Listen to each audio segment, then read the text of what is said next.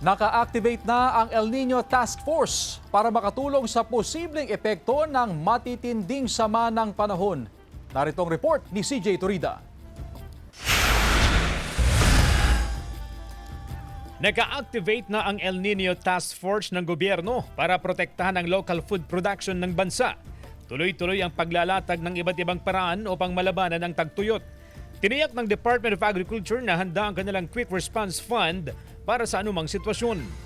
Sa Dagupan City, bilang paghahanda sa banta ng El Nino, naglabas ng executive order si Mayor Belen Fernandez upang palakasin pa ang binuong Task Force El Nino.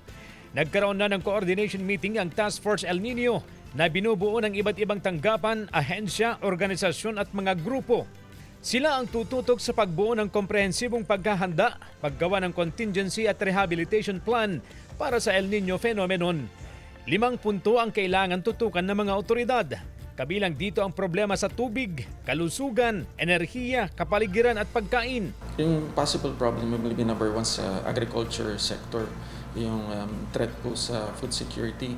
At alam naman natin kapag ganitong El Nino, possible na kukunting ulan or walang ulan na pwedeng magdulot ng tagtuyot.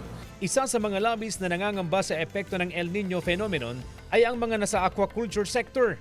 Tulad ni Tatay Rodolfo na isang fish grower sa Barangay Pantal. Problema raw nila ang pagkamatay ng mga alagang isda dahil sa pagbaba ng dissolved oxygen sa palaisdaan na bunsod ng matinding init ng panahon. Nagbawas na nga raw sila ng stocks mula sa dating 25,000, 17,000 na lang ngayon. Kahit papano, maibsan naman yung init ng tubig. Kasi pagka marami kang pinapakain, siyempre, lalong umiinit yung tubig.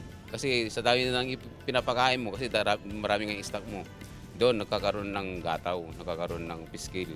Bagamat nakapagtatala raw ng gataw sa kanyang palaisdaan kada araw, minimal pa naman daw ito.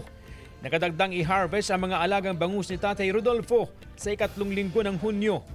Bukod sa mga fisher folk, pinaalalahanan din ang mga magsasaka.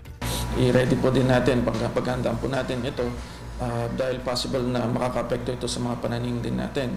Possible na dumami yung mga peste na pwede makapekto sa mga tanim natin or pwede naman na mamatay at matuyo yung mga halaman natin. Patuloy na nakamonitor ang Task Force El Nino sa sitwasyon. Kasama si Daryl Peralta, CJ Torida, One North Central Luzon.